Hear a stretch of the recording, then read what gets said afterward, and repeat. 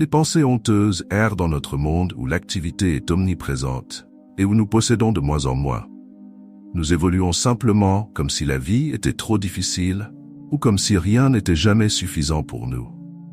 À l'aide d'une demande de reportage et des épines qui entravent notre psyché et notre bien-être général. Cependant, à la lumière de méditations pratiques, cette philosophie antique nous offre des piliers auxquels nous pouvons nous rattacher pour rendre les choses un peu plus sensées et offrir la paix. Si nous nous concentrons avec une force souveraine sur les petites choses qu'il nous reste à accomplir, et nous réalisons, endurant vraiment le bien comme le mal le long de ces chemins de pierre.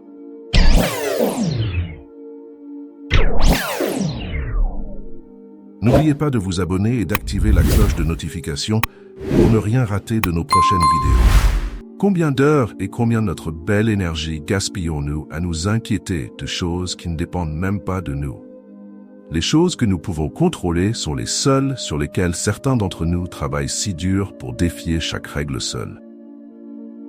Et pour tout le reste, notre esprit insiste sur ce que nous ne pouvons pas. Par conséquent, la prochaine fois que tu commences à ressentir de l'anxiété, demande-toi une seule question. Est-ce que ceci est sous mon contrôle? Non, laissez aller. Au lieu de cela, concentrez-vous sur ce que vous faites et comment vous réagissez. Vivez dans le présent. Disponibilité. En attente à tout moment, une loi fondamentale. Sauf que tout le temps que nous passerions à nous plaindre des erreurs passées ou à nous inquiéter des événements futurs est, pour moi du moins, ce présent géant. Non, le maintenant est toujours tout ce que nous avons à tout moment. Une façon de faire cela est en méditant par la pratique de la pleine conscience. Même quelques minutes de respiration quotidienne vous ramèneront ici et maintenant. Cultivez la gratitude. Et la gratitude est une excellente source de bonheur. Pachman nous a rappelé que nous devons apprécier ce que nous possédons et ne pas pleurer sans cesse de ne pas obtenir tout. Waouh, quel changement de perspective de ce siècle. Vous pouvez toujours commencer un journal de gratitude. Prenez note de 3 choses pour lesquelles vous êtes reconnaissant chaque jour. Cette pratique simple aide davantage à augmenter ce niveau d'énergie à long terme et à vivre une vie heureuse. Résilience face à l'adversité. La vie est difficile quand elle vous frappe et tant que ces défaites ne nous définissent pas.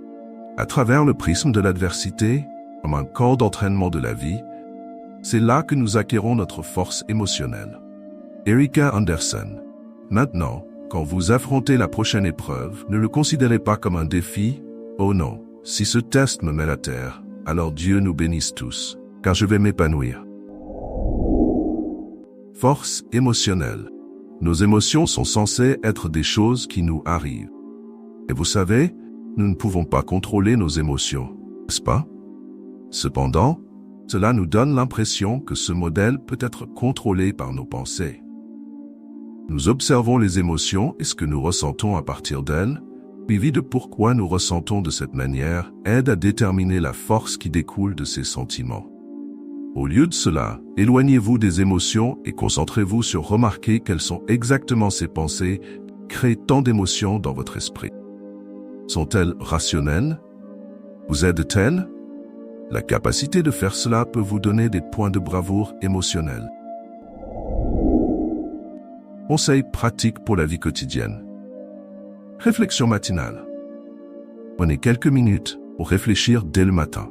C'est en fait une démarche de décomposition de votre journée. Et comment cela s'inscrit-il dans une philosophie globale pour vous? Cela aide à vous préparer pour la journée de manière très fraîche et à vous assurer qu'au moins mentalement, vous êtes prêt à affronter tout ce qui se présente aujourd'hui. Journal du soir. Clôturez la journée en écrivant dans votre journal. Prenez un moment pour vous concentrer sur votre journée, étape par étape. Ensuite, quoi? C'est tout un retour sur vos actions, je suppose, en vous concentrant sur ce que vous pourriez potentiellement améliorer par rapport à la liste précédente. Pensez-vous, vivez-vous simplement l'activité actuelle ou le moment de vie? Avez-vous cultivé la gratitude?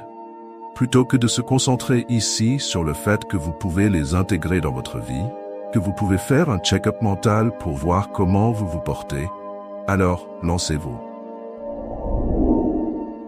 Méditation de pleine conscience. Commencez à pratiquer la méditation de pleine conscience. C'est pourquoi vous devez rester connecté au présent et apaiser le stress et l'anxiété. Cela ne prend que 5 minutes de votre temps. Pratique de la gratitude. Faites de la gratitude une habitude quotidienne. Cela pourrait impliquer de prendre le temps d'écrire dans un journal les aspects de votre vie qui vous apportent de la joie et du bonheur. Mais le faire crée plus de cela. Affirmation positive. Même en affûtant votre capacité à exécuter, continuez à le renforcer avec des mantras qui consolident ces bonnes habitudes dans votre esprit. Ainsi, les répéter en tant qu'affirmation aidera seulement à approfondir ceci dans notre cerveau. Impliquez-vous avec une communauté. Partagez votre expérience avec d'autres voyageurs qui rejoindront le même voyage. C'est une excellente façon de redonner pour l'expérience et les connaissances que vous avez acquises, ce qui pourrait apporter une nouvelle approche de vie au reste de la communauté. Philosophie appliquée à la vie. Travail. Cette attitude pourrait non seulement changer notre façon de voir notre travail, mais finalement rendre ces pressions insignifiantes. Concentrez-vous sur ce qui est en votre contrôle, votre effort et votre attitude, et laissez le reste au destin. Le comportement de votre patron, les politiques de l'entreprise. Gratitude. Vous avez toujours un travail, soyez reconnaissant.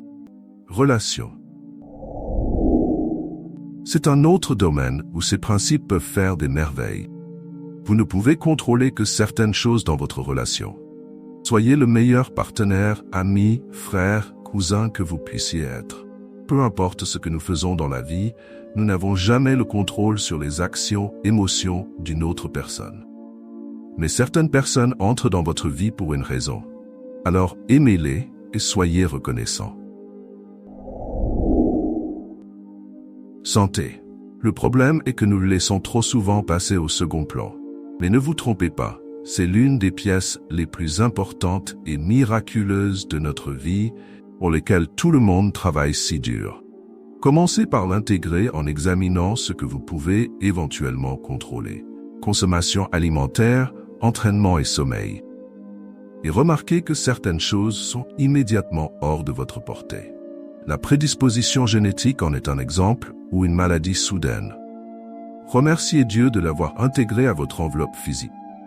C'est le corps avec lequel vous êtes né.